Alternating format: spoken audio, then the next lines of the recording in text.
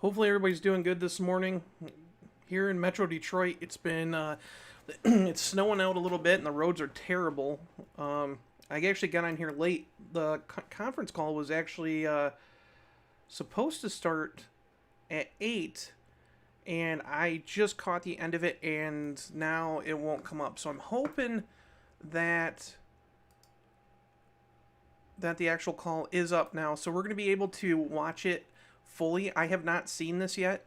Now, what this call is basically their preliminary financial results for the second half of 2025. They're going to go through, Antonio Filosa is going to go through pretty much everything that, like what the company's been going through to change.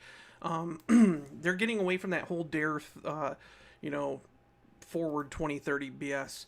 And instead, they're going to basically this whole you're going to hear a lot about it. So this reset. So we're going to talk about that after it's done. I got all the notes up. I had the notes since this morning, so I know what they're going to talk about, but I have not listened to Antonio answer questions or anything like that. So I figured, hey, you know what? We're going to watch that. If you hear a little bit of background noise, it's because I got my heater on in my office. Like I said, it's really cold out this morning. There was actually quite a bit of accidents when I was out on the road. I had to get my kids ready for school and stuff, so I kind of missed this. But yeah, it's the roads are so slick that somebody actually ran into a business, like drove their car through a business near me. So thank you for being patient with me. But all right, we're gonna start this. It is about an hour long. And then we'll talk about it a little bit after. If you see me I'm going to probably put my screen to the side so you guys can see everything, because I'm going to be working on my article for Mopar Insiders. So anyways, kind of enjoy this. It's kind of neat seeing and listening to what's all going on behind the scenes at the company. So let me move me out of the way here, and then I will put you guys up here, and you guys can listen to Antonio Filosa talk about what's going on in the company.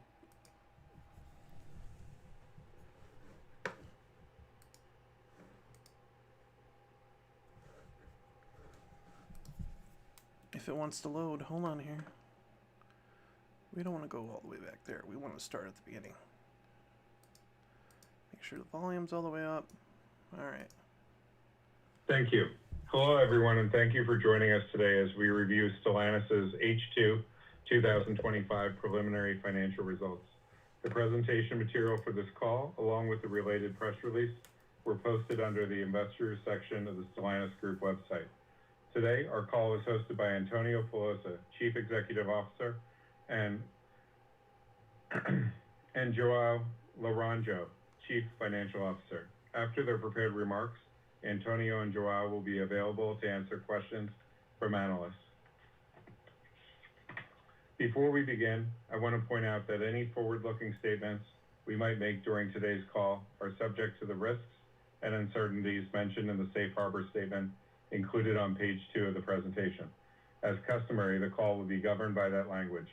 Now, I'll hand over the call to Antonio Filosa, CEO, Stellantis. Thank you, Ed. Thank you very much, and thank you all for joining us today.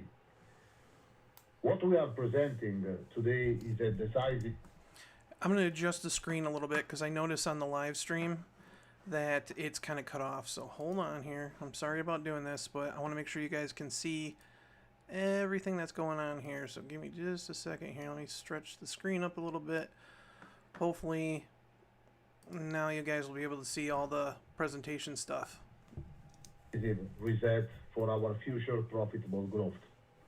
We are today resetting our organization by empowering our regional teams so that they can accelerate decision-making process and maximize the rigor of execution. We are dramatically resetting our stakeholder relationship, improving all of them, including relationship with our employees, with our partners, the dealers, the suppliers, the governments, and the unions. We are resetting our product plan and our EV supply chain to reflect much more real customer demand and shifting regulation, following an initial overestimation of pace of adoption of electrification in the regions. We are resetting execution and improving quality management processes to address previous operational issues triggered by past decisions. Those are changes very needed, necessary, that we are aggressively implementing. Implementation is all in progress, and they are delivering to us initial signs of recovery already in H2 25. So let me talk a little bit about those initial signs of recovery that will deliver positive foundation for 26 and forward. The first bucket of early improvements is execution improvements. We have a new leadership team in place. We have a much leaner organizational structure. We are giving power to the regions, enhancing local decision-making processes. We have recruited more than 2,000 engineers in 25, mainly in North America, monotone, and together with them, a lot of field professionals and skilled traders for our plants. We have already enhanced quality with a 1 month in service KPI, which is improving more than 50% in North America, more than 30% in Europe. This is in 25. The second bucket of improvement is about our product momentum. We have launched in 25 10 all new products in all regions. We are returning the Hemi V8 to our Ram 1500 pickup truck, and we will increase Hemi production a lot in 2026. We are progressing the rollout of smart car lineup in Europe with substantial incremental product offerings, such as the Fiat Grande Panda, for instance, monotone. We have been launching in Q4 25, recovering past delays, many new products, including Jeep Cherokee Hybrid, which is our Jeep fundamental player in the largest individual segment in the world, the mid-size SUV segment in the United States, more than 3 million units sold every year. We are launching Dodge Charger IZ 6-pack that together with the Dodge Charger Daytona BEV is Car of the Year for North America recently awarded. We are launching the Fiat 500 Hybrid in Italy. And those launches will all expand our market coverage in 26. The third bucket of improvement is about our return to growth. We increased our global shipment half 225 versus half 224 by 11%, and our North American shipments in the same period by 39%. In Europe, we are retaining our segment leadership in the all-hybrids market, in the B segment, and in a very profitable light commercial vehicle market. And in South America and in Middle East and Africa, we are keeping our growth. The fourth bucket of improvement is our order book, which is very robust.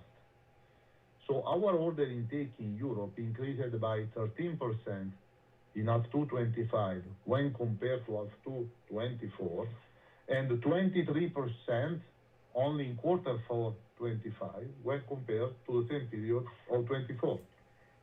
Our order book in North America is up more than 150%, and this is driven by accelerated demand of the new Ram, Jeep, and Dodge products.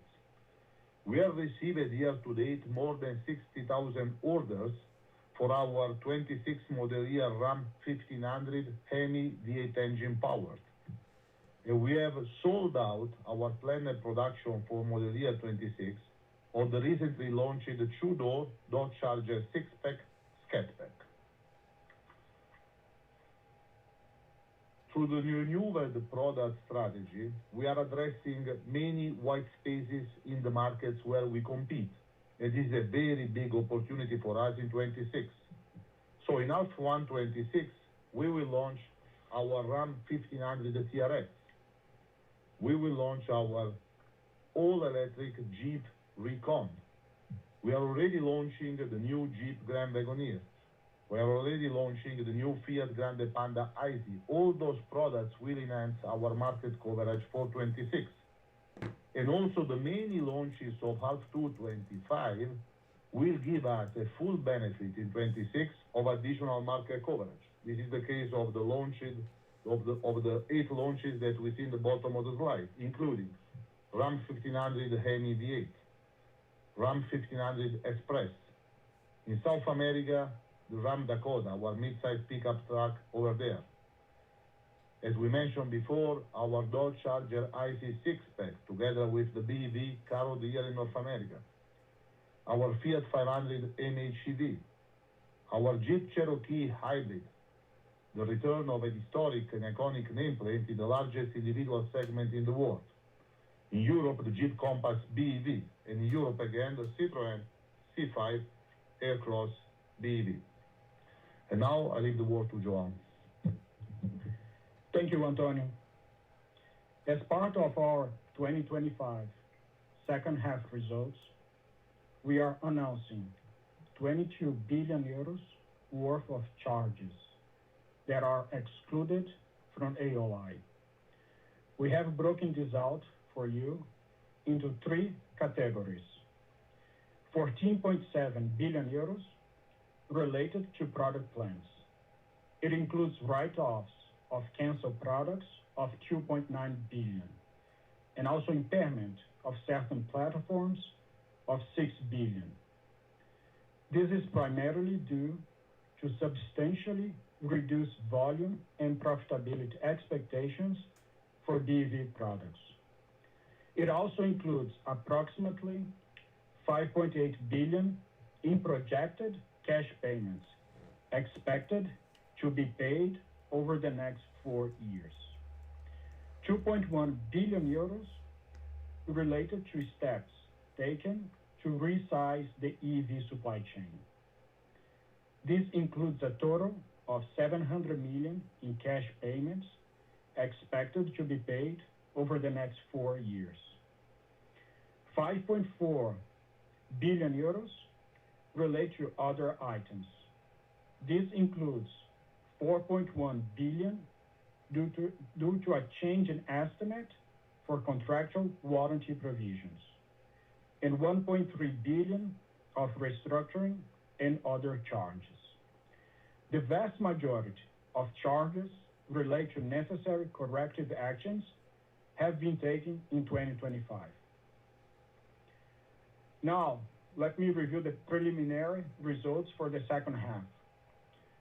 Revenues rose 10% year over year at the preliminary estimate midpoint on 11% higher consolidated shipments. AOI was negative in the range of 1.2 to 1.5 billion euros. Industrial free cash flow was negative in the range of 1.4 to 1.6 billion euros. This represents approximately half of the negative 3 billion euros in the first half of 2025. Now, let's dive deeper on the AOI topic. We finished below our AOI expectation for the second half of 2025 due to a combination of specific items which more than offset improvements in other areas. First, let's go through the items impacting industrial costs. Warranty expense for second half was 700 million euros higher year over year.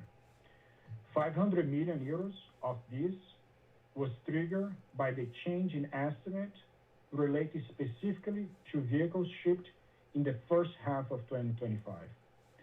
Another 200 million euros of warranty expense related to the recall of certain now discontinued PHEV models. The company also booked 500 million euros in compliance fine provisions related to European LCV volumes. This represented the entire 2025 full year accrual booked in the second half. And moving forward, we project this should be about 300 million euros lower in the first half of 2026. Lastly, there were also 500 million euros related to two items, a supplier bankruptcy and for costs incurred due to disruption of the aluminum supply chain.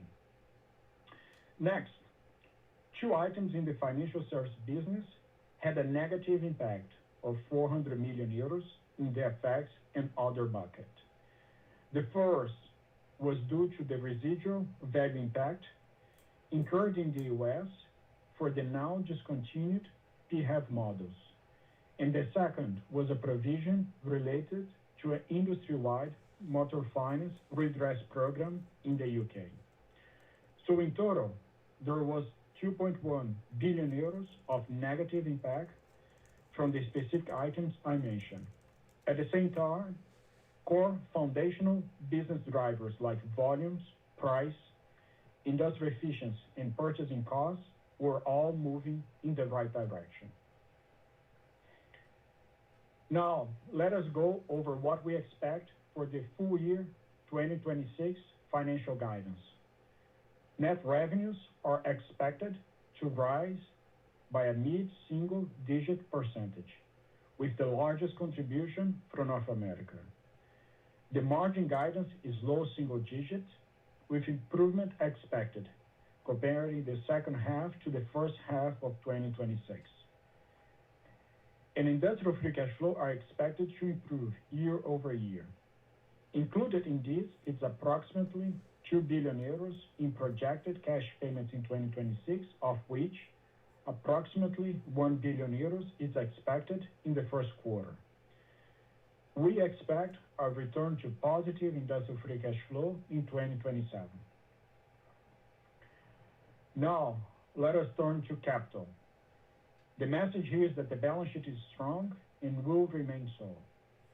The decision to not pay a dividend this year reflects our net loss. Next, the board has authorized the company to issue up to 5 billion euros of hybrid bonds. These actions will contribute to preserving strong balance sheet and liquidity position, while the company works to return the business to positive industrial free cash flow generation. The company finished 2025 with industrial available liquidity of approximately 46 billion euros, representing a ratio of 30% to net revenues, at the top end of our 25 to 30% target range. I want to briefly flag that we are sharing a supplemental slide for you to better understand information on the change in estimate on warranty. I will now hand you back to Antonio. Thank you, Joao. So to conclude, I present to you this final slide where, again, I'm presenting a decisive reset to make customer preferences our only guide star for the future of our business plan and for the business of Stellantis. We have a new CEO, we have a new team in place, we have a new approach to the many markets where we are relevant, and a new vision that we will be delighted to share with all of you on May 21st, 26th in our Investor Day. Just some highlights about what we said today. Customer is back at the center of our business strategy. We drive our product plan driven by demand rather than command. And we are very delighted by the very positive reception of our dealers and our customers over the new products that we recently presented to the markets. We have a new organization in place. We have empowered regions, and our decision-making process will be faster and leaner because closer to customers. We have new expanded range of products, some attacking white spaces where we were not present, some others that represent important return of beloved nameplates in our lineup. We are improving a lot manufacturing execution. We are improving a lot quality governance and quality processes. Our 1 month in services in North America is improved in 25 by 50%. Our 1 month in services in Europe as KPI is improved in 25 by more than 30%. And we are recruiting engineers, more than 2,000, to support our quality and time to market needed improvements. A profound reset that put our customer at the center of what we do. It comes with a cost, as Joao has already explained, but a very needed and important one to set us back on the road of business growth. That is all from my side. And now we will take your questions. Thank you very much. Thank you. As a reminder, to ask a question, please type pound key 5 on your telephone keypad. Please do not exceed one question per person, and if necessary, an additional and related one. So the first question is coming from the line of Patrick Hummel from UBS. Your line is open. Thank you very much. Hi, Antonio. Hi, Joe. Hi, Ed. Thanks for taking my questions. I would like to start with AOI. Looking at your 2026 guide, low single digit, I guess, translates into 1 to 3% AOI margin. Now, the second half of 2025, if I strip out those non-recurring items that are within the AOI, the clean margin of the second half of last year seems to be around 1%. So basically, you're guiding for a very moderate margin expansion, if I take the midpoint of just around 100 basis points, and that despite quite strong progress made on the commercial front, and you're guiding the top line up mid-single digit. So I'm just wondering if you can share a bit more color about the puts and takes, why there is so little operating leverage despite a better top line, and if you can, also by regions, is it just that Europe or the third engine is worse, or is it that the recovery path in the US is flatter than what we had in mind? And my second question is a very, very simple one. Can you just say loud and clear that with the measures announced today for the balance sheet, a rights issue is off the table? Thank you. Okay, Patrick, thanks very much for your question. So I'll address the second one first. We are not contemplating any equity raise, so that is not something that we are contemplating. On the AOI, we expect to see a continuous improvement in 2026, and the key drivers for the improvement in AOI throughout 2026 will be volumes as we ramp up the production of the new volumes, as we are indicating our guidance. We expect mix to be positive in US with a reduction of PHEVs and BEVs and increase of HEMIs. We expect price to be basically flat with positive improvements in US, likely some negative price in Europe, given the strong competition. And then we have headwinds on tariffs and raw materials of around 1 billion that we expect to offset with industrial cost efficiencies due to the higher volume and much better operational execution. And then there is the non-recurring specific items. So our guidance incorporates those levers, and we expect to make as much progress as we can throughout 2026. Well, and complementing what Joao just said, so the pace of our reset, because this is a profound strategic reset, will be driven by new successful product launches that we will execute with very high quality. So the speed of this reset is driven by those launches that requires time, obviously, that we will deliver to the market with high quality standards. When it comes to the regions, the major engines of our business growth will be North America, US specifically, where we have a big concentration of new product launches coming to the market and a very high expectation around that. It is important to remind that our order book in North America is up 150% year over year, and our market share is growing, especially the US retail market share, which is obviously the most profitable, and this is a very good sign. So those are the major answers to your question, and thank you for that. Thank you.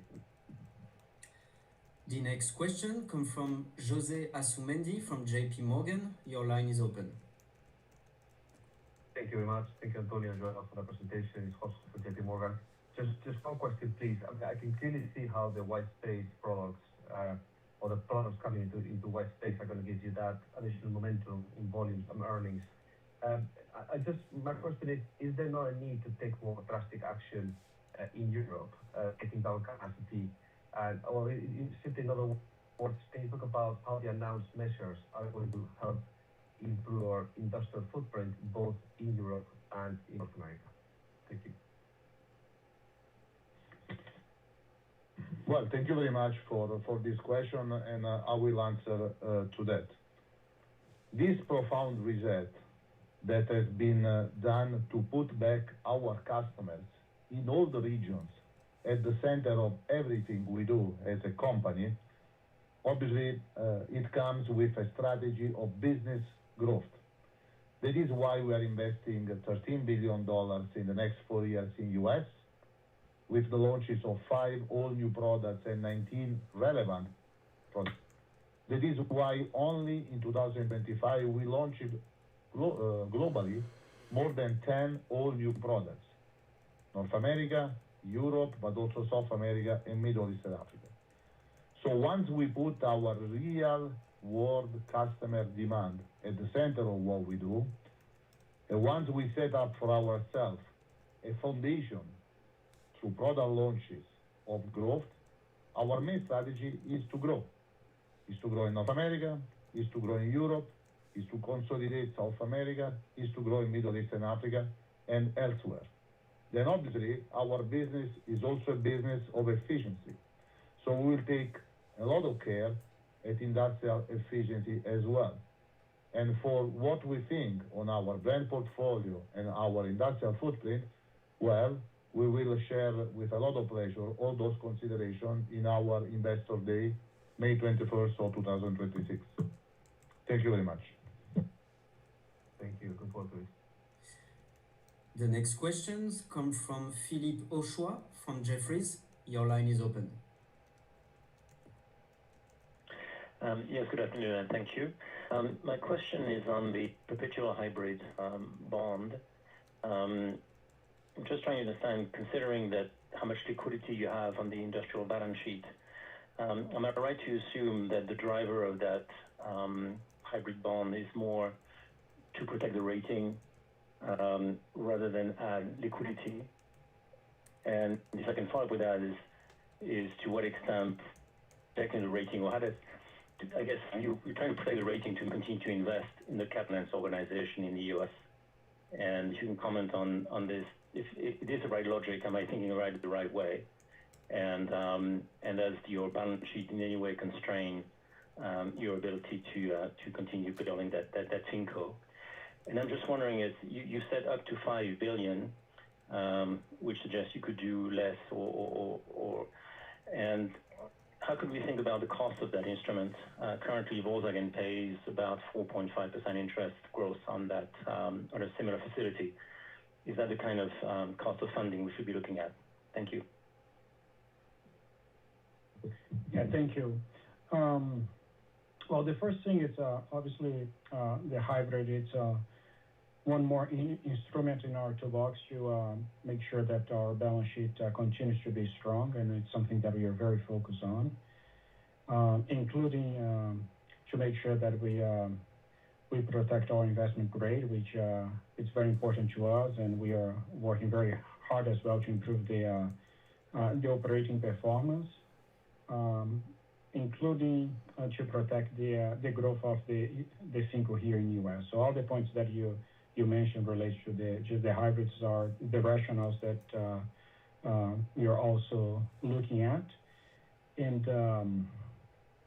the cost of the hybrid right now it's at historical lows, so we think it's a very competitive instrument. And as you said, competition and other large companies, especially European, use those instruments at larger scale. So we think it's a very good instrument to add to our debt portfolio.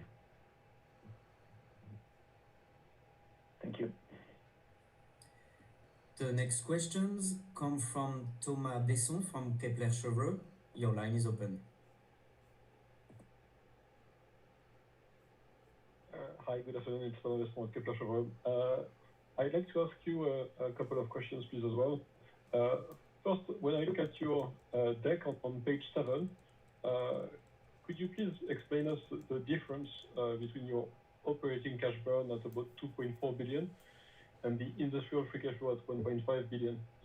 Can you isolate the elements that are related to the bank and other items that can explain why there isn't a greater industrial cash burn? And the second question is on the 6.5 billion cash portion of the charges that you plan to pay over the next 4 years. Could you confirm that it has been agreed with your suppliers that this payment can be done over 4 years, or is it something that you still need to negotiate? Thank you. Yes, no, thank you for the question. So first on the reconciliation between the operating cash flow and the industrial free cash flow. So the operating cash flow, as shown here, it's a IFRS measure, and it does not include capex, but it includes the operating performance of the think primarily in US. So that operating cash flows, it's a view for the group, and it's basically including operating drivers, not investments or financing, while the industrial free cash flow does not include the FinCo activities, but includes the investments on the industrial companies. So the walk between the 1.5 to the 2.5, it's there is a capex of 4.5, and then an operating from the FinCo of 5.3, and that is the delta that reconciles. And if you would like, we can provide the details after the call. But that's the difference between the operating cash flow at group level and the industrial free cash flow as we are reporting here. On the cash payments, the 6.5, yeah, and on the cash payments, we are in negotiation with the suppliers. We have not closed all the negotiations. The negotiations that we have closed so far are aligned with this payment terms condition, including the deal that we have announced today, the 700 million euros that we state to be in 4 years. That is exactly the terms of the transaction that we just closed. Thank you very much. The next question comes from the line of Christian Fren from Goldman Sachs. Your line is open. Yeah, hello everyone, and thanks for taking my question. Just 3 questions from me. Regarding the provisions that you've announced today, can you just confirm that any risk to your European operations from, increased pricing pressure or what have you is sort of captured in these provisions? That's question 1. And question 2 would be just a detail on the 6.5 billion cash out from your restructuring activities. It's clear that 5.8 billion comes from the product realignment, and then you have 0.7 billion from the EV supply chain. What about the 1.3 billion from workforce reductions? How much of that is a cash issue? And then lastly, for your FinCo, for your financial subsidiary, it was already a question on that, but could you just outline the cash investment that the FinCo will consume in, I guess, both for 2025 and maybe your thoughts on 2026, what we should assume? Thank you.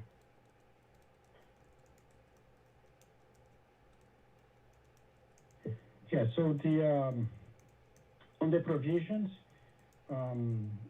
we have provision what we have listed here. Obviously, based on our regular closing process, we take in consideration risks on the residuals and related items, including in the European market. So that is contemplated on our regular closing, but on the provisions, there is nothing exceptional for price in Europe. On the 6.5 or the 1.3 billion of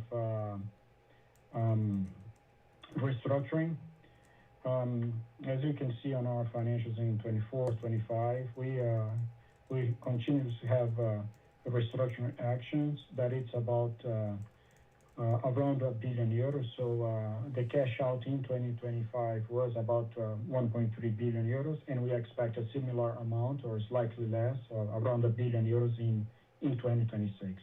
And then the FinCo, especially for 2026, I'll follow up with you on the full year earnings call. Okay, thank you. And just to be clear, so that's an additional $1 billion then out from restructuring that we should assume? But yes, but that is it is not a headwind versus 2025. It's actually going to be the restructuring cash out. The restructuring cash out in 2026 we expect to be slightly lower than 2025. In 2025 was 1.3, and we are expecting about €1 billion in 26. Okay, that's clear. Thank you. Thank you. Next question comes from the line of Steven Reitman from Bernstein. Your line is open. Yes, good afternoon. Steve Reitman from Bernstein in London. My question is about market share in North America, or rather in the United States, excuse me. Obviously, after the 8.1% you achieved in the fourth quarter, which was obviously heralded as a sign that things improving from the lower levels you'd seen before, we went down to 7.5% in January in the United States. Now, obviously, the weather played a large part in disrupting a large number of the US automakers. What would you feel comfortable with, or what were your expectations for the market share that you should be able to achieve in the United States in 2026? And could you comment on some of the newspaper reports that were coming out last year suggesting that you were looking at more of a volume strategy, going to put more emphasis on fleet sales as well in order to grow volume? Thank you very much. No, thank you. Thank you for your question. I will take it. So our market share in the US and in North America is overall growing January 25 against January 24, growing in all the segment and the channels. That includes US retail, US fleet, Canada, and Mexico. It's also growing in January 25 versus December 24 if we consider US retail only. So US retail is growing. What is not growing is fleet when we compare December with January, and this is because basically seasonality of our production. So we usually plan our plans to ramp up in January and the beginning of February, and then go full production starting from second half of February and going forward. And obviously on that, we limit our supply of fleet volumes. In quarter four, we grew, as you saw, and US retail is still growing in January. So our market share in 26 will grow. In those numbers, neither in quarter four numbers nor in January, there is a significant impact of the new products that will become significant starting from March. I just want to remember that the new products are the Jeep Cherokee produced in Mexico, so there is a lead time to get to the US retail stores, so our dealer network. That will start showing up in March, and also with a new product which is Dodge Charger that is produced in Canada.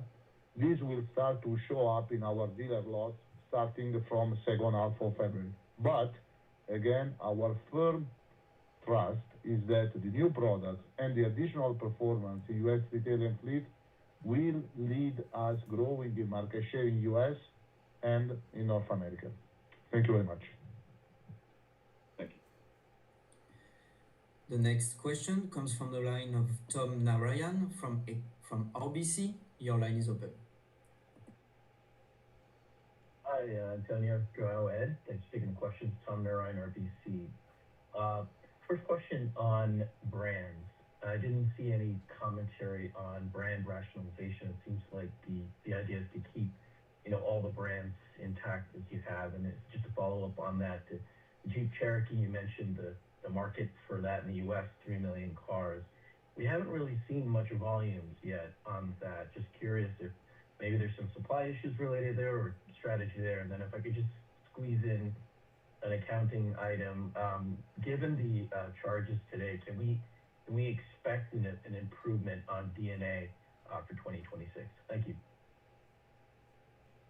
Okay. Thank you for your question. I will take the first answers, and then I will leave Joao to the charges answer.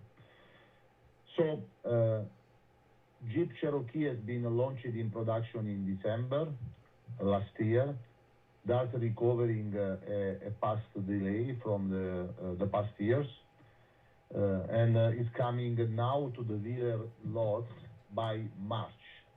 Again, the production site of Jeep Cherokee is Toluca in Mexico, so there is a logistic lead time to get to our U.S. dealer network.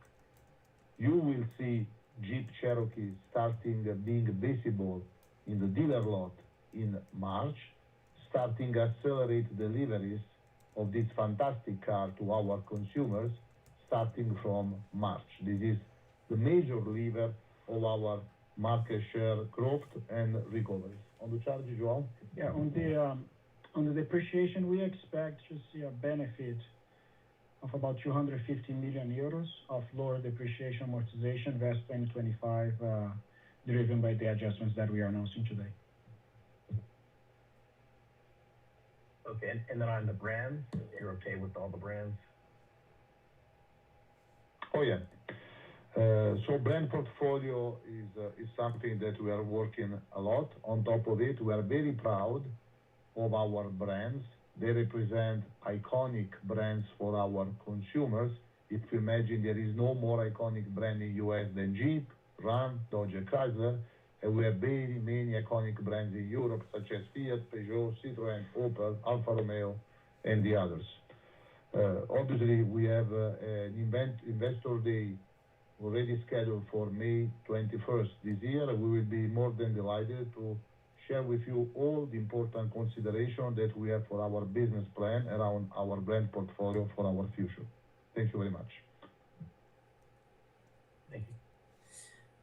The next question comes from the line of Martino De Ambroggi from Equita. Your line is open.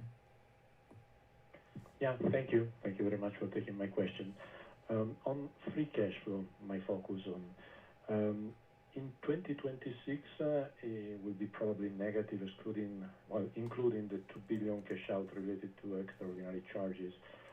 If we exclude the extraordinary charges, could be positive, and follow up on the free cash flow, what are the main components in terms of CapEx, net working capital, and your assumptions? Thank you. Okay, no, thank you. Well, the on investments, first I'll address the second part of your question. So thinking about the 2026 free cash flow, we expect investment to be very similar to 2025. And we also expect working capital to have a similar performance despite the 2 billion euros payments because of higher volumes and also more efficiency on inventories and then some tariff credits that we are going to collect in 2026. So to your question about the results of free cash flow in 2026 will be primarily correlated or very close correlated to the improvement in AOI. So and on the AOI, at the beginning of the call, I provide the key drivers for the improvement in 2026. So we expect to all the improvements that we see in AOI in 26 versus 25 to flow through the cash flow. Okay, but excluding the 2 billion extraordinary cash out, could be positive? It will depend on the improvement of the AOI in 2026. Okay, thank you, Joao. The next question comes from the line of Michael Foundoukidis from ODDO BHF. Your line is open. Yes, hi. Two questions on my side remaining. So, Joao, earlier you mentioned the very intense competitive environment in Europe, yet at the same time you highlighted that order intake improved meaningfully in H2, which should be reassuring. However, as recently as last week, we also heard from European teams at Stellantis that they intend to adopt a much more aggressive pricing strategy to regain lost market share. So could you help us reconcile these 2 points and indicate whether you believe that Europe can realistically return to profitability at some point in 2026, or whether 2027 is a more plausible timeline? And maybe second one, very quick, could you tell us if you expect to be back in positive territory at the AOI level already from Q1, as you will report quarterly earnings from now on? Thank you. Okay, so first on the second question, we expect to be profitable at group level throughout 2026. As I mentioned before, we are seeing a lot of competitive pressure in Europe. So in our forecast for 2026, we expect some headwind on pricing in Europe. We're not going to comment today a specific forecast by region. But as you mentioned, we see a lot of positive momentum as we start the year with the market share in Europe. Do you want to comment on this? No, just reassuring that we will be profitable as a group throughout all 2026. This is exactly what we will do this year. Thank you. The next question comes from the line of Horst Schneider from Bank of America. Your line is open. Thank you. My question on Europe has just been asked, so therefore I just have put one large question left. I'm not sure if you want to debate that also at the Capital Markets Day in May, but Antonio, from your perspective, what are there still any synergies left between Europe and North America? So put it in a different way, is there maybe a debate at some point if Stellantis should break up so that there should be Stellantis North America where the profit pool is the highest, that you have got now, you can do as many ICE engines as you want, and in the rest of the world you still have got more EV regulation, maybe that entity should stay together. What do you think about this way of thought? No, thank you for that question. So there is no doubt that Stellantis make a lot of sense being a very strong global company, proud to have a very strong regional roots. So globally, all the region will enjoy of a global development of global platform, of global architecture, electric electronic architecture, global modules, a global powertrain. And we will do that globally by interacting globally with global suppliers. What stays regional and local is the go-to-market, right? So what we have done in our organization by regionalizing it is to have those global assets developed globally with global partners and making sure that at the regional level, leaner regional teams are able to address specific consumer demand and specific geographical regulation in the proper way.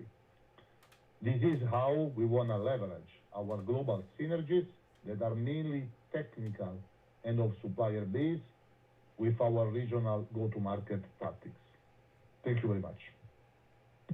As a follow-up then maybe, since you just restructure largely Europe, I'm not sure, are there plant closures in Europe on the agenda? And why you don't restructure also North America? Because if I get it right, there's also larger amount of overcapacity. Well, this strategic reset comes with a strategy of business growth. That is why we are investing. We are investing $13 billion in our US brands in the next 4 years for Jeep, Ram, Dodge, and Chrysler, and for all our US plants. And we are investing in Europe by launching many of the 10 all-new products that we launched, for instance, in H2. Then, of course, our business is a business of efficiency as well. And we will take a very close care to industrial efficiency as well. And for all of that, and for all the consideration that we might have, I suggest you to join us in our Investor Day, May 21st, 2026. Thank you very much. Of course I will do that. Thank you. The next question. Thank you. The next question comes from the line of Henning Cosman from Barclays. Your line is open. Yeah, hi, good afternoon. Thank you for taking the question. I wonder if we could talk a bit about the H2 performance by region. Is it possible to indicate a bit if you did achieve profitability in North America? I think that's something that was contemplated by the previous management. I believe your current team hasn't entertained that anymore, but I think it's quite important to understand as a starting point to extrapolate from. To your point, Antonio, the shipments were already up almost 40%. Mix was improved, albeit not with the run rate perhaps of the Hemis that we are going to see, but it was pretty strong. So I'd be really interested to hear, even if just directionally, if that made it into the positive territory. And going forward, the white space product, the most two important ones, the Cherokee and the Charger, of course, coming from Mexico and Canada, which currently still have the very large tariff. So if you could perhaps speak about the unit margins of these products or the unit economics, considering these tariffs, and if that's perhaps the reason that the profitability increase or the margin accretion despite the revenue increase is perhaps a bit more modest. That'd be great. Thank you so much. Okay, I will take some part of these questions, and thank you for that, and then I will leave Joao answering on the regional view and the other aspect of the same question. So what is happening in 26 is that we are delivering to our execution very strong foundation to grow. And I'll tell you some numbers, just reminding all of that. Our shipments are already growing. 11% H2 25 versus H2 24. Our order book in North America, as you mentioned, grew 150% year over year. And our market share is growing, including in January against January last year in all channels, including January against December last year in US retail, which is the most profitable one. The new products that will make us accelerating growing are many. One, or some of them are produced out of US, so they pay tariffs. This is Jeep Cherokee case and also Dodge Charger case. But we have strong mix adjustments, and also we have strong cost efficiencies that we are implementing to have profitability out of those. Others, mainly in the numbers, are the ones that are produced in US. So we are launching Jeep Grand Wagoneer, which is very profitable to us, out of our Michigan plant in Warren. We are increasing a lot Ram 1500 Hemi production. In 26, we estimate close to 100,000 units produced and sold more. It is big profit to us. So we have a very important mix lever to activate to accelerate our profitability growth. And then on the regional view, please, Joao. Yeah. And Hani, I appreciate very much your question, and obviously it's an important point. But we are planning to talk about the regional results on our call on February 26. So if we can wait by then to provide you all the necessary information and key drivers by region, we would appreciate. So thank you. Thank you. Thank you both. The next question comes from the line of Stuart Pearson from Oxcap Analytics. Your line is open. Yeah, thank you for taking my questions. A couple of quick ones to finish up on. The warranty side, obviously one of the big buckets of provisions that you've booked, but the spending hasn't really gone up that much year on year. I think 6.2 up to 6.4, and I think the provisions you put through for 25 itself are around 7.6 billion, so around 1.2 billion ahead. So, I mean, what are you seeing on that rate of warranty cash going out of the door in the last quarter or so? Is that starting to stabilize? Are you expecting that to carry on increasing in 2026 and into 7? I just wonder whether that gap between what you're provisioning and what's going out the door, you have some space to narrow, because you seem to have provided quite a lot for that, and your balance sheet provision looks similar to your biz now.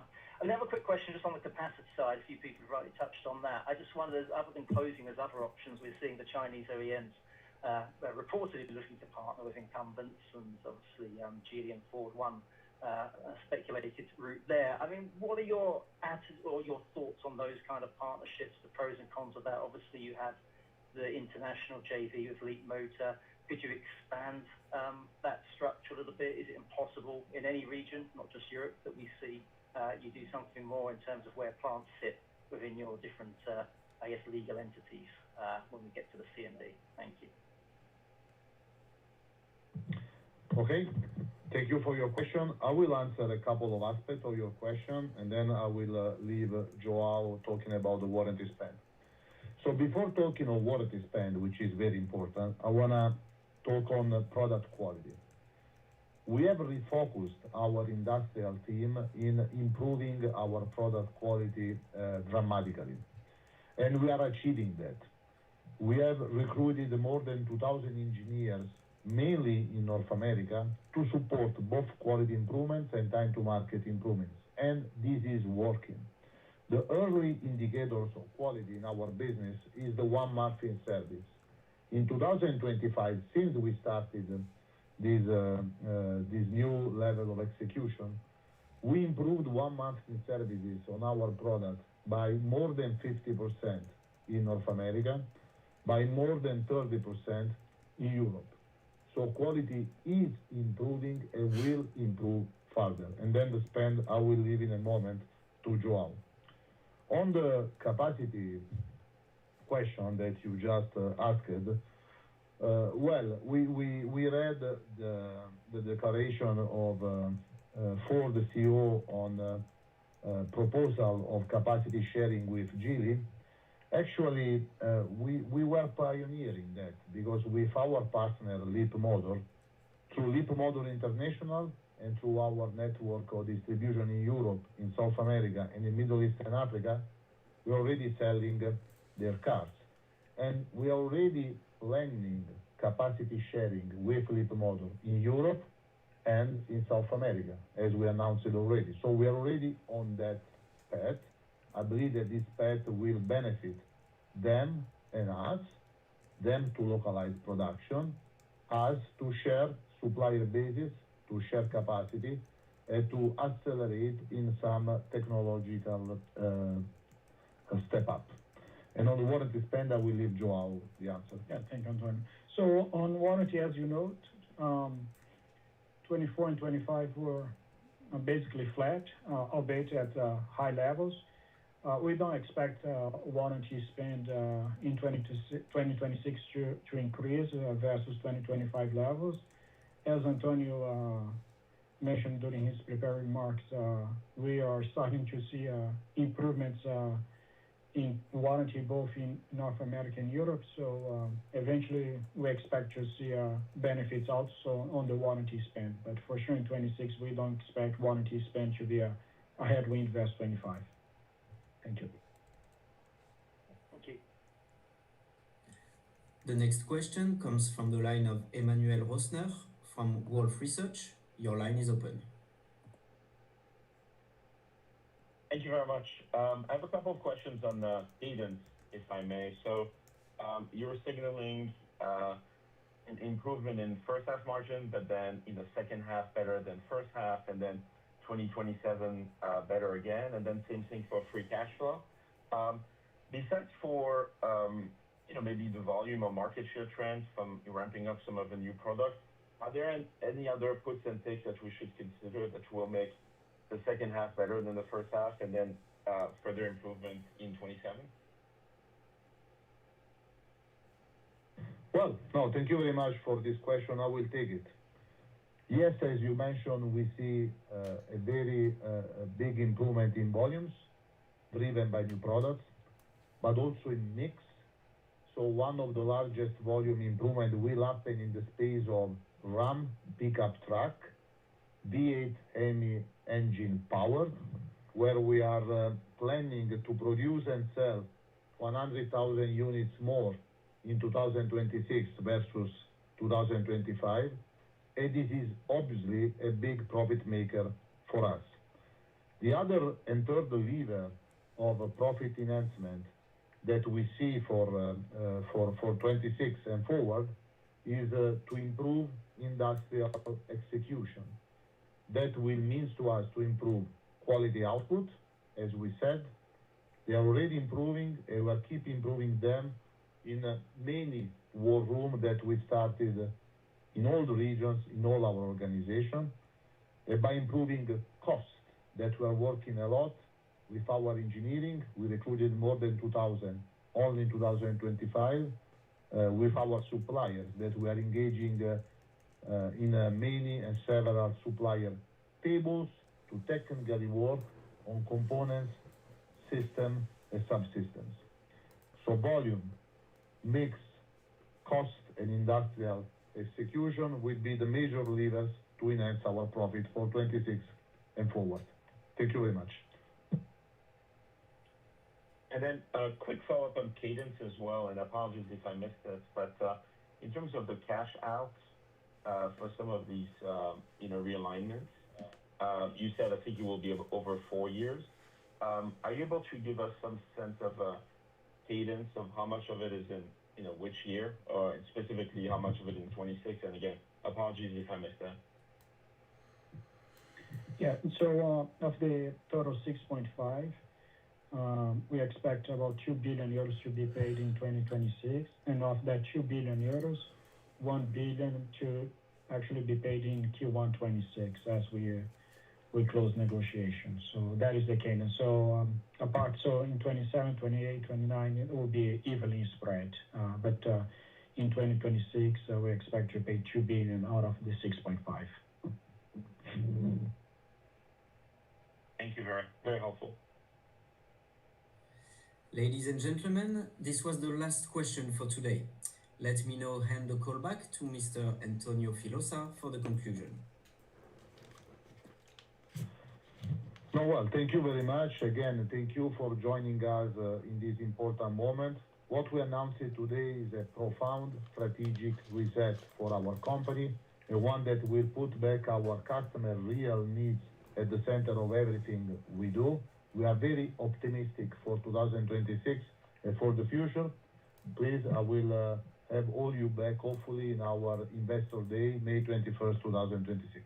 Thanks again. See you later. Bye-bye. Okay, there you guys go. Let me change the screen here so you guys can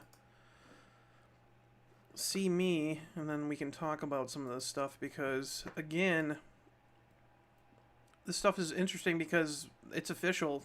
Dare Forward 2030, their whole EV stuff is dead. And this is what they're calling the reset. So if we go over to the slides here, I'll just go back over a couple things that I thought were very interesting.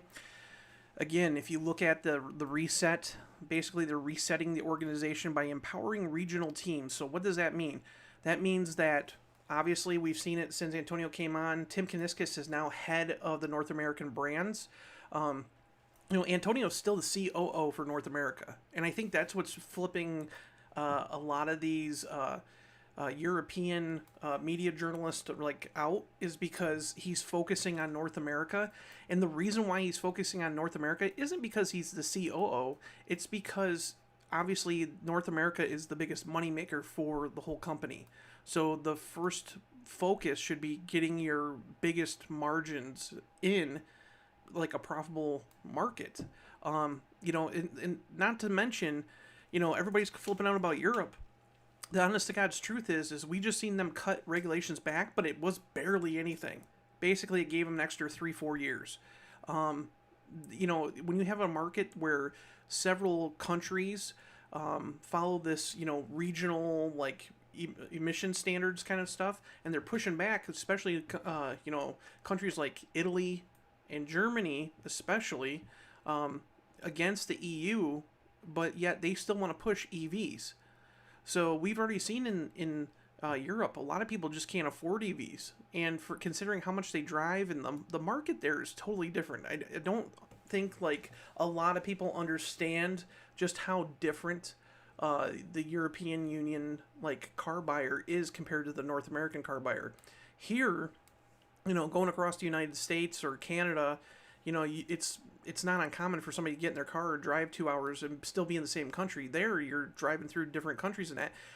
When I was talking to one of the Stellantis engineers, the powertrain engineers that from Europe earlier it was in October of last year, he was telling me one of the things that they when they do their powertrain strategies is when they do calibrations for engines and stuff, a lot of it is based on, like, here in North America, people get in their cars and drive long distances. He said over there, he goes, their testing and stuff has to do with people don't really leave the area that they go to. So they'll go to the store and then they come right back home. Or they go somewhere, they'll make a stop, go somewhere, make a stop, and then come back home. Here, people aren't afraid to drive, an hour away to go to have, like, dinner and that. That just doesn't happen in Europe. If they do, it's considered, a vacation or a holiday. So he said that, the average car buyer is a totally different person in the two regions.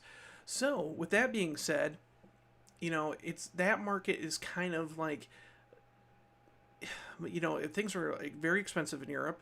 They want the EVs. EVs are super expensive. I'm sorry, it's just how it is. I own an EV, and to me, if I would have known like how much the additional costs were going to go up, since even owning it for 7 months, I would have never stepped into an EV. An EV is not an affordable vehicle, no matter what you say. The costs are stupid expensive. Like, I just paid for my tabs. Matter of fact, I got them right here. The state of Michigan, they keep upping the tabs for EVs. I just paid $624 for 1 year of registration for my car. So over there, things are expensive, so people can't afford them. So that's why there was a demand for hybrids. But even though they're offering hybrids, the market doesn't guarantee them for a long period of time. So what are you going to focus on? You're going to focus on empowering your regional teams to make decisions instead of being a global company where it's like, again, Dare Forward 2030, they basically said, hey, we're outlining that 100% of European sales by 2030 will be all electric. Well, that's not what the people want. People want hybrids. And guaranteed that, these people who don't buy, won't be buying cars because they're too damn expensive, will push the automakers to go against, the government again and say, hey, we need to push back standards. If they're not making money, you got to remember, these companies are in it to make money. If they're not going to be making money, they're going to push against the government. Here, with the regulations being pushed back a little bit, a lot of people don't understand, like, here, the regulations aren't gone. I mean, they've just been pushed back to, like, 2008, 2009 standards. So it's given us about a decade of leeway. It's a little different than what it is in Europe, where they've given them basically 3 years. So we've gotten a little bit over a decade. So it's easier for us to push, like, hey, we're going to put V8s back in because that's what people want. So again, it's kind of a whole different atmosphere at Stellantis. Instead of being like, hey, the U.S. government, is pushing EVs, we're getting all these tax credits and relying on government funding for all this automotive stuff. That doesn't happen here anymore. So they got to come up with other plans. So yeah, a lot of the money that they spent on vehicles and stuff for development of, like, especially the Ram 1500 Rev, which was not the new Rev, not the range extender, but the all electric one. They canceled that. That's like a couple $1 billion in development money. It all adds up. But if you look here, they've been adding, obviously a reset product plan and EV supply chain. That's what I'm talking about right there. But again, there's just a lot of things that have been going on to basically reset what the Dare Forward 2030 whole EV movement was pushing forward. I mean, obviously, if no one's going to buy your products, and we've seen that with the Dodge Charger Daytona. I mean, I got one. I love the car. Absolutely love the car. But not everybody wants an EV. And honestly, if I didn't work from home, where the car doesn't really get good range in the winter, honestly, I get about maybe 140 to 180 miles of range. Like today, if I go out there with how cold it is, I'm probably getting maybe 160 miles of range compared to, like, on average, because I live in the city, the 241 that I'm supposed to be getting, I actually get way higher in the summer. But again, it's just because of the weather.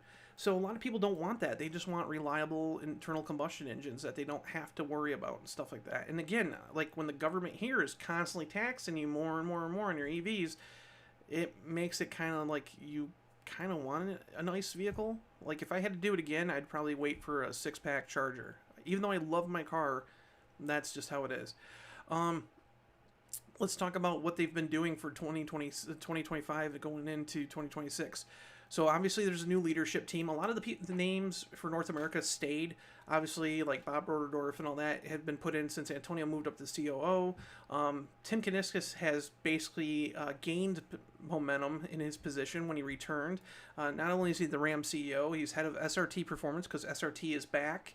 And SRT is now in charge of motorsports, high performance products, again, some Mopar stuff with direct connection. So again, there's a whole different kind of atmosphere with SRT being back than it was before. And then you have him in charge of retail and marketing strategy for the entire North American brands.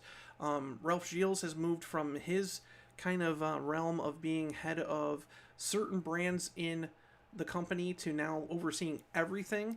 But he has put people in place for his North American team, like Scott Kruger, who's now head of design for all the American brands, and then he's got a guy over in Europe as well to do all the European brands. So you can kind of see that they've kind of restructured, made it a little more feasible for the company to work and work locally instead of being under one global thing where it doesn't really work that way. The reason why I say, like, you can have global synergy, but you can't have like one company kind of laying out products for every global market. It just doesn't work that way. The North American market is so much different than the South American market. The South American market is so much different than Asia Pacific. And then if you look at the Middle East and Africa, and then if you look at European, the enlarged Europe, they're all different. So yeah, another thing was they've hired over 2,000 engineers. Now, in that most of them are from North America. Now, I've talked about this. I said several times in live streams that Stellantis was hiring big time. All you had to do was go onto their actual website and look. When Tavares, back in March of last year, I think it was March or April, I can't remember, basically let go of 2% of their North American workforce. Almost all those people were electrical engineers and software engineers. And we were launching two of the biggest products that you had that were all EV, all brand new. That's why we had problems with the Charger Daytona and the Wagoneer S, is because he let go of those electrical and software engineers. They have hired people back. Now, they have been slowly fixing all the stuff that they've done wrong. My car keeps getting better with over-the-air updates, but it still has tarnished the people's impression of what the Dodge Charger Daytona is and the Wagoneer S. So that is a huge, correction that they have to do. It's not just for those products, but it's for the future products like Recon and let's say if they bring the Ram ProMaster van or Ram ProMaster City van with as a BEV, and you got range extending electric vehicles like the Jeep Grand Wagoneer 4xe and Ram 1500 Rev. It just tarnishes what people think of those vehicles. So it's good to see that they're hiring people. It's going to take a while for them to ramp everything up, but if you can already see under Antonio's watch, enhanced quality with 1 month of service for KPI has improved over 50% in North America. Now, Antonio's a stickler for quality control, and that was one of his focuses. And even so, under Tavares, they put him in charge of global quality control. He had just taken over that position 2 months before he, or actually I'd say it was after Tavares, because they hired him in January for that position. He basically wanted to make sure that quality is a huge priority. That's why we've seen some launches push back. He said he would rather push back a car and make it late to the market than launching something that's botched. And obviously they're trying to fix the correction of what happened with the Ram 1500 for 2025. We know that had a terrible electrical architecture problem going into the launch of that truck. And Tim Kuniskis even said, that was one of the biggest mistakes they did. They launched that truck with an all-new electrical architecture. They launched it with a new engine, with the Hurricane engines. They've launched it with a whole bunch of new, different tech and all that stuff, and it just caused a whole bunch of problems. So Antonio's not afraid to say, hey, hold on, we're going to take and wait a little bit and launch it right. So, yeah, I mean, that's good in a way. 10 all-new products were launched in 2025. Obviously, the Hemi, we've talked about that returning. The interesting thing is everybody's focused on the Hemi. The Hemi is like basically a cash cow for them. It had to come back. There was a demand for it. The funny thing is a lot of people don't understand this. Is the reason why the Hemi is more expensive than the Hurricane engine had nothing to do with demand. It had nothing to do with like, hey, we're going to make more money on the Hemi because of it. It had to do with actual engine production. They didn't have the production numbers ready for the 5.7. So this year they're going to take and shift some stuff around. That's why one of the things is you're going to see, like, obviously, the 392 is back in the Recon, or not Recon, but the Wrangler Moab 392. They're only building like 5,000 of those units. So again, limited numbers and all that, and they're going to bring some of those Hemis back. We know that Durango's going to be coming back with that RT with the 392, but again, I only see a select amount of those coming back because of the limited production of what the Hemi can be built as at Saltillo, because you have Hurricane built on the same plant. It's the Hurricane engines and the Hemis are all built at the same plant. So they're going to have to do something. We've heard that, they're going to bring Hemi production here to North America. I asked Tim about that. He said that they're looking at, doing something. They want to get 100,000 Hemis out. And honestly, if you look, Tim was right about this. If you watch my interview with Tim, he said everybody was going like ballistic when they said they had 10,000 orders for the Hemi right off the bat. He goes, 10,000 is nothing because he sells over 500,000 trucks. Even 100,000 units, right? Let's say they push Hemi production up to 100,000 units. You still have over 500,000 trucks that they're selling that doesn't have a Hemi in it. So that's a majority of the engines. Tim realistically said that he predicts that 30% of Ram 1500 buyers will buy a 5.7 liter Hemi. So again, it's just a marketing ploy. The Hemi is cheaper to build than the Hurricane by far. The tooling's all paid off. Somebody told me one time that, I don't know if this is correct, so don't quote me on it. But they said that because of the tooling and stuff is paid off, it's like a fraction of what they charge compared to like buying a crate engine. Like, I want to say something stupid like $1,500 to build a Hemi engine, a 5.7 liter Hemi. But I don't know if that number is true or not. But like I said, don't quote me on it. But it's obvious that engine's been around for 23 years now. I mean, it's got some updates. The biggest update came in 2008, and then they got the eTorque system in 2019. Those are really the big highlights of the 5.7. I think it's an outdated engine. I love the 5.7. I've owned numerous of them. I have one in my Durango. It's just it's the Hurricane engines are so much more advanced. They're not perfect, but again, I can understand why 30% of the truck buyer wants a Hemi. Why it's not 70% of the truck buyers want a Hemi. In Europe, they did the smart car lineup. They're rolling that out. Smart car lineup, you might think like, oh, the little dinky cars that we have here. No, smart car platform is these B segment vehicles. So we're looking at like Jeep Avenger, Fiat Grande Panda, Fiat 600e, stuff like that. So they're rolling more of those out because obviously there's demand. We've seen the Avenger take off in Europe like crazy. They're going to start building that product down in South America later this year.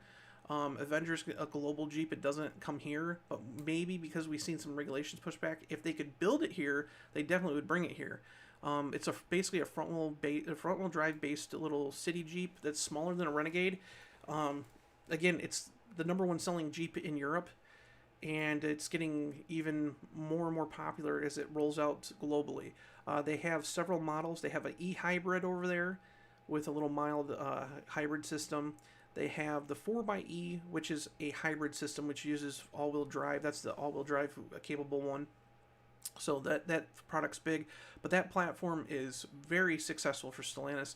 Citroen uses it, Peugeot uses it, Fiat in Jeep, and Alfa Romeo does too with the Alfa Romeo Junior. So there's tons of products that are being built on that smart car lineup. That's the kind of cars that they push over in Europe, and they're going to be their biggest money makers, that smart car lineup over there. And then we've seen, obviously, in the fourth quarter of 2025 launches, Jeep Cherokee, which is now arriving in dealers. That's the hybrid Jeep Cherokee. It's actually a really cool looking vehicle. I have yet to drive one. I'm waiting to. I got invited to the media drive that's this next week. in California. Unfortunately, I can't go. I sent somebody there for me, so we're gonna have a whole report on that. So that should be pretty fun, and we're gonna have video and all this other stuff. One of my good buddies who runs a Jeep channel here on YouTube, he's gonna go for me, and then again, that's the first hybrid powertrain that they've built for North America. It's based on a European engine, but I was told by Mickey Bly, who's head of Global Propulsion Systems, that motor is specifically built for North America. It's built in Dundee, Michigan. It's called the EP6. It's got 210 horsepower, 230 pound-feet of torque. It's not the most powerful engine, but it's based on efficiency. And basically, that motor will basically get you 37 miles per gallon combined in the Jeep Cherokee. Jeep Cherokee is actually a great looking vehicle. Tons of room in the back. I've sat in it. I was at the media launch for it. I seen it at the Detroit Ford Fest event. I see him all the time here testing. It's a great looking vehicle. It looks a lot better in person than it does in the photos, but the interior is pretty good. I mean, it uses a lot of the same components because it's still a large platform vehicle like my Charger does, but even the haptic buttons feel good in that. Back seat, the back seat is actually really roomy. I think a lot of people will, I think that will be a huge seller for Jeep and Stellantis. I really do, the Cherokee. Again, I can't wait to drive that powertrain to actually feel what it feels like, but sitting in the vehicle, seeing the build quality and stuff, I was really impressed with it. So, the other thing was, over in Europe, they also launched the 500 hybrid. They spent, $120 million kind of shoving in a 1-liter 3-cylinder engine into the Fiat 500e. The Fiat 500e, even though it's an electric vehicle, it was not selling well. And considering what the European market, has done to EVs, a lot of people just can't afford them. So they decided to make a much cheaper hybrid model. Now, the 500 is actually going to get a refresh, hopefully this next year. I believe it's going to be for 2027. And rumor has it that the 500e will get a new battery pack. The battery pack should have about the same amount of range from what we're hearing, but it should lower the cost of the vehicle tremendously. They're even talking about over in Europe to like the low 20,000 euro range. So realistically here, it would probably drop about $4,000 to $5,000, and it starts at $32,000 here. If they do that, it could start picking up in sales. So again, there's just a lot of things going on. If you look here, they received over 60,000 orders to date for 2026 model year Ram 1500 Hemi V8s. Tim Kaniska said they've only been able to build about 30,000 of those trucks when they had 50,000 orders. So, and then if you look at the North American order book up, it says it's up 150% at the fourth quarter of 2025. Demand, it was driven by Ram, Jeep, and Dodge products. So obviously the new Charger 6-pack is in demand. There's a whole new marketing campaign I'm going to be talking about here on the channel later today. I think it's an awesome marketing campaign. It's a lot different than what I thought. I swear to God, I don't know if somebody's listening to me or because I complain pretty much all the time. But the marketing for the Charger has sucked, and I think the new marketing campaign is pretty awesome. So wait till you guys see that. That was launched yesterday.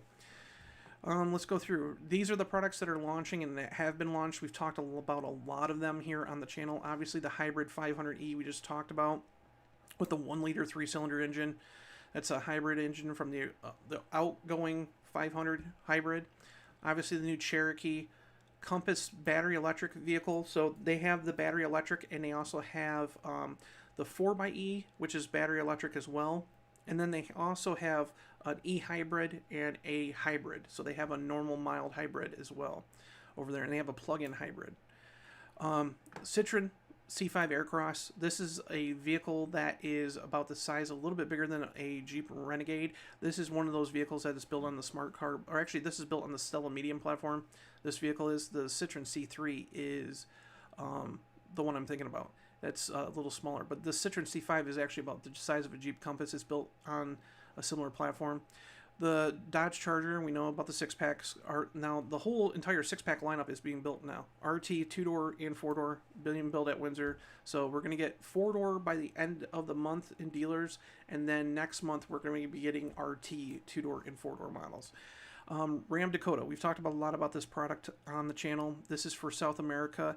It has been launched in Argentina. It is currently being rolled out in Brazil. They just opened up orders for it. This is a premium truck down there. This is basically a Chinese venture truck with Stellantis. Basically, they developed this with a Chinese company called Chingin. They've used it as a Peugeot. It's sold as a Fiat. It's sold as a Ram 1200 in Mexico.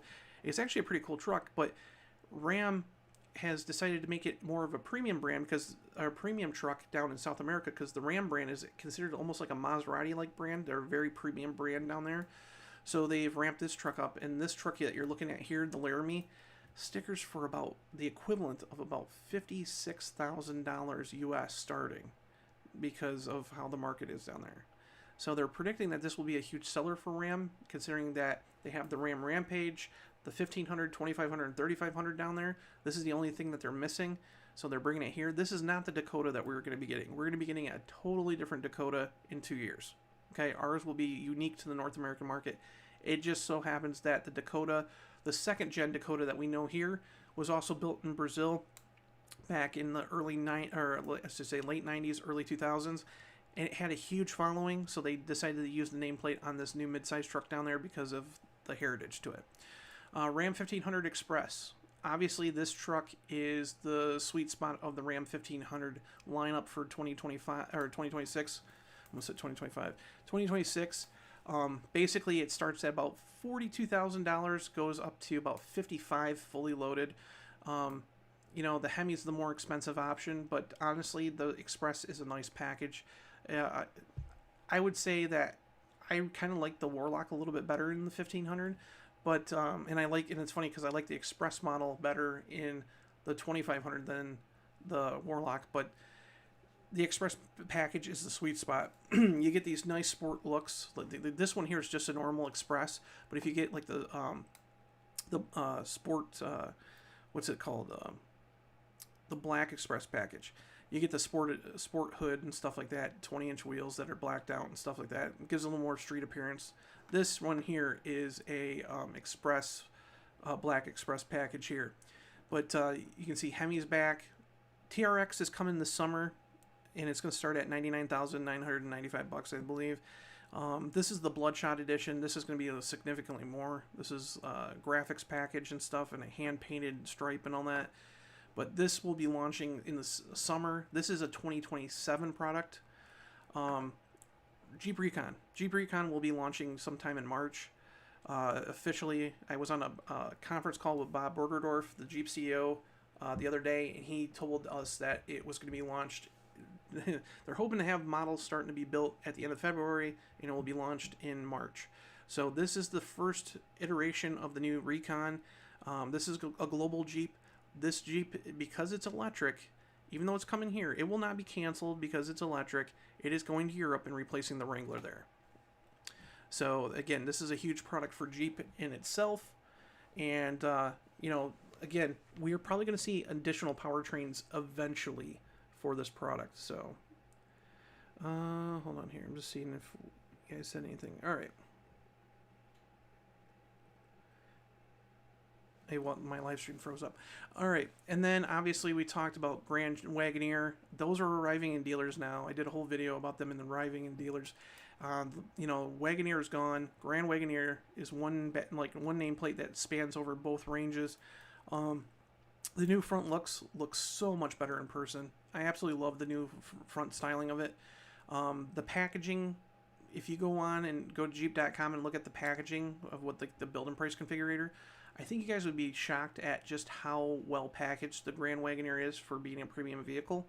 They did kind of add on to the price of it for 2026. The reason being, compared to the Wagoneer, they basically built a Wagoneer that was all stripped out, where people were always like, nobody was buying that model anyways. They were buying like the options that they wanted, so they took the popular options and started it out as the standard model. So it now, instead of being at what 50s, I think it was like $56,000. It starts at like 65, but it's got everything that everybody bought to begin with on top of the new looks. The only bad thing is it's only got the standard output Hurricane motor in it, but there is the range extending electric vehicle version that we're supposed to be getting, hopefully by the end of the first quarter. Or not first quarter, but from what we heard, it could be first quarter, early second quarter of 2026. And then, of course, Fiat Grande Panda, and you can see this is the ICE model here.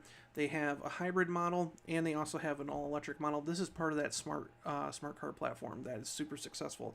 The only problem with the Fiat Grande Panda is it's built in Serbia, and for some reason or another, that plant cannot get production numbers up to where they need to be. This is a global product, and they've sent people from all over the their European plants to go there and try to figure out what the heck is going on there. So hopefully they can solve that issue. So again, you're going to see here 2.9 billion euros for write-offs related to canceled products. A lot of that was Ram 1500 Rev. So yeah, that's your all-electric truck. And the funny thing is it looks bad on paper, but Ford just did the same thing. They just canceled the F-150 Lightning, so they're going to follow suit to Ram. Ram's going to have the Ram 1500 Rev range extending electric vehicle out here by mid-year, and Ford will be having their new Lightning, which will be a range extending electric vehicle, out in probably about a year and a half, 2 years. So, and then you can see here resizing EV supply chain, primarily related to the rationalization of battery manufacturing capacity in North America. Obviously, that had a lot to do with the Canadian battery plant and all this other stuff. And you can see $4.1 billion due to change in estimates for contractual warranties. So that's all the warranties kind of stuff that, if you buy something and it breaks, that's how much money they were shelling out. And then if you look here too, you look at there was also, they had to pay impairments on certain platforms. Those are your penalties for not meeting emissions and stuff. They paid 6 billion euros. So that's crazy. Projected cash payments expected to be paid over the next 4 years. So they're expecting that, they'll be taking in that amount of money. Or, I'm sorry, they're going to be spending that amount of money over the next 4 years. I mean, they're not expecting to see huge numbers until 2027. And that's just because they have to turn the company around because of where Carlos Tavares was, where he left it. See, Tavares was or Tavares, whatever you want to say, he basically looked at it as, hey, we're going to build products. If people want them, they want them. We're going to build, all EV stuff. And basically with him, it was all about government, funds coming in. On top of that, if they didn't build a product that was necessarily a huge push, like a huge product launch, he didn't really care, because it was okay, we don't have to pay, the workers to work as much. We don't have to have the plant going as much, whatever. It was a really weird strategy. And for shareholders, they liked it because it was going up and up and up, because, when he was cost-cutting everything, it was, hey, great, because we're saving money on paper. The problem is, you get to a certain point, cost-cutting doesn't work anymore, and instead of cost-cutting, you're losing customers, and that's exactly what they were doing. We've seen a huge drop-off in the last 2 quarters of 2024, and quality control was going out of control. So, I mean, people were just having really crappy times. We've seen them fall in, different quality rankings and stuff like that. So, something had to be done. And, again, when your customers are leaving for other brands, you have to do something. So, again, very interesting numbers. They're not going to do a dividend. We talked about the UAW is not going to get profit sharing, and the shareholders aren't going to get a dividend for 2026. So, yeah, it's going to be tight. They're really pushing forward with these plans, and money is tight. So the whole thing is just to refocus their balance sheet and make sure that they can have cash on hand to build new products, launch these new products, and get money going. So hopefully all these new launches will be a success. I still have some questions considering, like for example, the Hurricane 4 engine, the new Hurricane 4, which is internally known as the GME T4 Evo, even though it has nothing to do with the GME T4. It's a completely different motor. That thing is very complicated. They're launching that in one of their most sold vehicles here in North America, the Grand Cherokee. It'll be interesting to see how that does. They got the new hybrid powertrain. Hopefully that goes smooth. It's just there's a lot of questions on, all it takes is a couple bad launches and something could happen where the company could be, really tight up for cash. So hopefully they'll have, some good luck on their hands. Hey, good morning, Eric. How's it going, man? Better bring back some more vehicles fast. Yeah, they are. They're launching 4 Jeeps right now. Obviously, the Charger is getting its full lineup soon, like within the next month or so. So we're starting to see products line up. Dodge needs to develop a new 360 Hemi V8 engine to replace the 5.7. Yeah, honestly, I wouldn't want to see a big... If it's me, honestly, if it's a Gen 4 Hemi, like an all-new Hemi architecture, I want to see something small displacement. I want to see something kind of like on the par with Ford's 5-liter. Dual overhead cams. I'd like to see something between 4.8 and 5.2 liters. I think that'd be kind of cool. Something just totally different, very technologically advanced. Doesn't have to be too complicated, make it fun to work on and stuff, but I want to see something that's small displacement. We're seeing like GM and stuff go to smaller displacement engines, I just think with how emissions are right now, all it takes is another administration to come in, kind of change things up, and we're back to where we are. So I would rather see something that's kind of like foolproof. And everyone in the Philadelphia Car Show said the Dodge and Stellantis new Gen 4. Yeah. The problem is if they go to do a Gen 4 Hemi, we're looking at probably realistically sometime in the early part of next decade. Originally what I've been told is that they were working on a Gen 4 Hemi program before Tavares canceled all the Hemis, but that was put on hold. Now if they go back to it, you're still looking at least to 2030 before anything happens. Just for perspective, the new Hurricane 4 that I was just talking about, I think is very complex and all that. They got the approval to go ahead with that motor during COVID, and it's now just coming out. So keep that in mind. A new Chrysler 300. Yeah, here's the funny thing. Me being a huge fan of the 300, obviously this channel was, started because of my 2023 Chrysler 300C. I got a 1979 Chrysler 300 out in the garage. The 300 nameplate to me is sacred. The 2025, the 2023 cars kind of bastardized the 300 name. The 300 name, they had a mainstream 300 back in the 60s, I understand that. But the 300 name was meant for performance, was meant as the banker's hot rod, the letter cars especially. To me, if they were going to bring a new sedan out, I would love to see like New Yorker or something like that come out as the name of the car, and then use the 300 as a, like kind of like an SRT model, high performance model, the banker's hot rod return. That's what I would like to see the 300 nameplate as. I just think the 300 nameplate's been watered down. So, but a new sedan is coming, but we won't see it anything until probably sometime in the 2028 year as a 2029 model. So Chris Fuel has been very vocal about that. Sedan is coming. More than likely, they'll probably use the 300 name because so many people want it. But to me, I would rather have that focused as the 300 as an actual like high performance model. So we will see. But there's a lot of stuff going on. So yeah, later today I'm going to do a video about the new marketing campaign from Dodge. I cannot play the marketing campaign from Dodge because of the music and being copyrighted. You get strikes against your channel like so easily for that. But it's very interesting. If you like the old Predators commercial, it has a lot to do with that. But it's exactly, I've been talking a lot about it on the channel about how crappy the Dodge marketing team has been with launching the Charger. A lot of people didn't even know the Dodge Charger Daytona even existed. I went to an all-EV car show, and nobody in the EV world even knew that the Dodge Charger was an EV. I went to Windsor took my Charger over to Windsor, and I had two kids come up wanting to take photos with it, and they didn't even have a clue that it's built like a mile down the road from where the restaurant was, where I was at.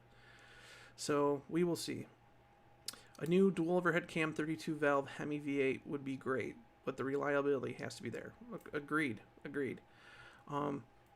I honestly, if they can make sure that the Hurricane engines are very reliable, I absolutely love the new Hurricane engines. There's some things I don't like about them. I think they're too plastic-like on top.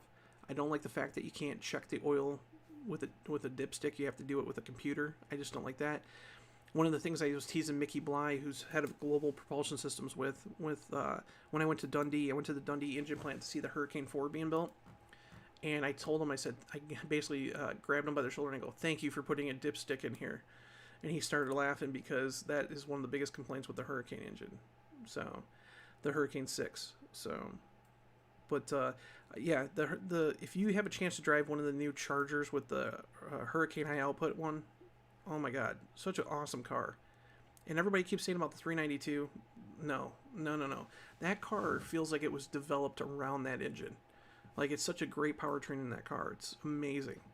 I just hope to God that the reliability is there. Small displacement turbo engines, I don't know. I've always been a displacement kind of person. Like, I like naturally aspirated, V8s and stuff. But that car just drove so good. Had tons of power. People don't understand that Dodge was known for turbo engines. And I told Dodge, like a lot of the people that are executives there, especially Matt McAleer, I was like, hey, you guys got to capitalize on your turbo, charged past from the 80s and 90s. It's good to see like the new commercial and stuff. And I'll talk a little bit about that. So, but anyways, guys, I'm going to get heading back into the house where it's nice and warm. And then I'm going to be doing another video later this afternoon. And then on top of that, make sure to check out Mopar Insiders. I got a whole breakdown of what we just watched. And then later today, we're going to be talking about, Charger actually just won 2 big awards from Motor Week. They won Best Sport Coupe and they won Best of the Best for the year. So the new Charger is winning tons of awards since the launch of the 6-pack cars. That should go and tell you guys just how good this car is. On top of that, new Dodge Charger marketing campaign. I will talk about it in the video later, but there will also be a whole bunch of stuff up on Mopar Insiders tomorrow. And then there's a new ExoMod 1969 Dodge Charger, carbon fiber Dodge Charger build that is coming out. Basically, it's a Challenger that has the body of a 69 Charger. We're going to be talking about that. I got a whole bunch of pictures and stuff on that car. I got to do a whole article about that. That's going to be up for tomorrow. We got some new intel about the Jeep Avenger and its restyle. There's a whole bunch of stuff coming up this weekend on Mopar Insiders, so make sure to go to Mopar Insiders and check it out on a daily basis. There's 3 to 4 articles a day on there. So, but anyways, I will see you guys later. Enjoy your day, and yeah, have a good weekend if I don't see you guys later. Bye.